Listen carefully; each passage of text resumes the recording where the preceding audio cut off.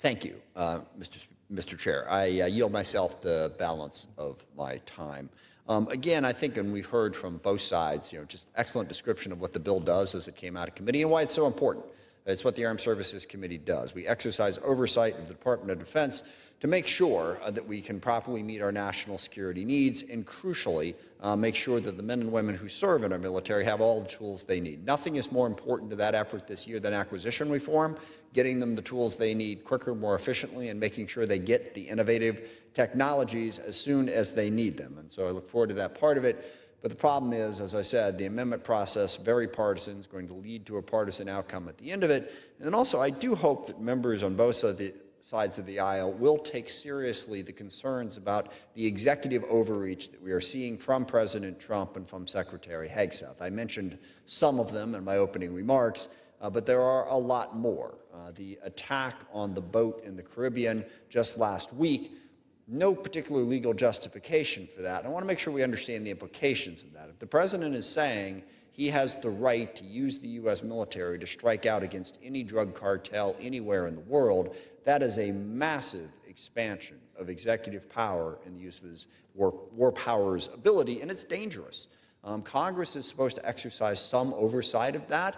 We do not want to be dragged into a war with Venezuela, with Mexico, with Colombia, with any number of different countries, that if we take the position as the U.S. that we can do military strikes in any country around the world, it's dangerous. It's something we should exercise oversight on.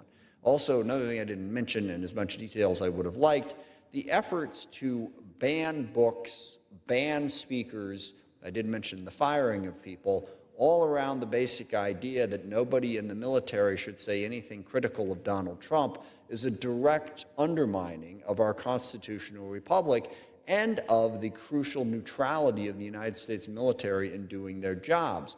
We have speakers now who are being disinvited from speaking to our military academies if they said something critical of President Trump on social media.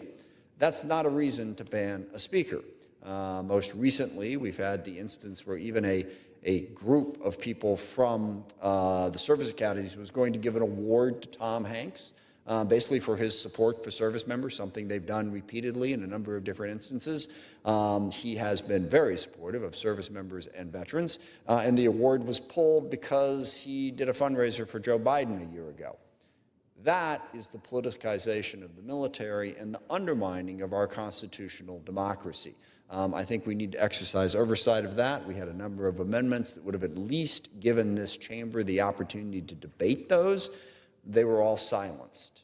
We need to continue to be a democracy. We need to continue to support free speech. And I think part of our obligation as Congress is to exercise that oversight when that impacts certainly what's going on at the Department of Defense, as it clearly is. So we'll see how the amendment process goes. Again, I'll close on a positive note. The bill was put together in a very bipartisan and effective way in committee, and it really addresses crucial issues to make sure that we support the men and women in the armed services and their families, and also meets our national security and defense needs. And with that, I yield back the balance of my time.